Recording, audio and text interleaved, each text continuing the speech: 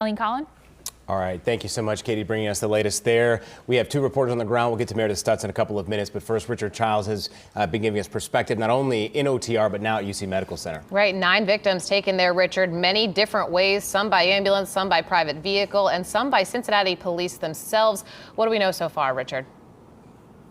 Well, Kelly, quick response for officers, according to Cincinnati police, getting a chance to perhaps neutralize the suspect intent on doing much more damage. Everyone transported to area hospitals, we understand, with non-life-threatening injuries. Several families members were waiting here, friends anxious to get information about their loved ones. Again, we understand those injuries non-life-threatening. But in this scenario, of course, being transported to this level 1 hospital, these hospital staff and personnel put on alert that this type of mass shooting event had taken place. It certainly heightens their activity in response to this type of incident. But we do understand, again, from talking with law enforcement, quick response, perhaps neutralizing a situation that could have been far worse. Having the team here, having the extra officers here is the only thing that saved us from even a greater disaster. Obviously, it's a great disaster to have so many people shot and hurt, but because the police were there that needed to be there right on the scene, and not only did they handle this, I guess we might end up calling this an active shooter, not only handled this active shooter, but then handled the chaos in the crowd afterwards. So yeah, our folks did an outstanding job, and thank God they had the people here and the units here to deal with it, because if they didn't, we'd really be in a deeper hole. Now, police and first responders able to administer first aid to those victims. We talked about some of the tourniquets officers were able to tie on, again, for those wounds to the lower extremities, preventing the bleeding out that we see in these type of gunshot wounds. People able to be transported here to University Medical Center along with Christ Hospital and other hospitals.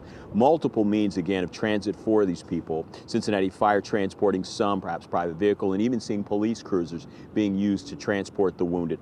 But again, fortunate to report no loss of life in this incident. Again, Cincinnati police continuing their investigation at this time. All right, Richard Childs reporting for us at UC Medical Center. He's had great perspective this morning from Dan Hills, who you heard from there. Also, people from the community talking with him about the need to end the gun violence in all parts of our society, but also, you know, that people should be able to go out for a night and not be worried about something like this happening. And unfortunately, that's a reality that so many people this morning are waking up going, man, I really never thought that was going to happen to me. Yeah, and we've seen it across the country, right? A couple of years back in Dayton, and the response there in the Oregon district.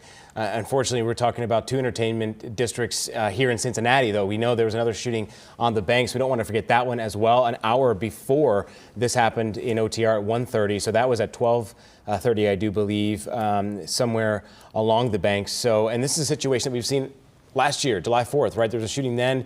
Crowd control was an issue there. And I think police and fire, they learned so many different techniques from that situation and others, right? But that is a big thing down at OTR's crowd control and the response. And one of the surveillance images that we have, you actually see a cruiser, I think, before the shots are fired without its lights on going past, and then a second one with its light on. So we have to talk about just the response that CPD threw in there. Amazing work by everybody involved. Absolutely. We're going to check back in with everybody as we get through the morning here. We know an official update coming from Cincinnati Police at noon, but in the meantime, we'll get you up to speed. Also get a check of that forecast on your Sunday morning.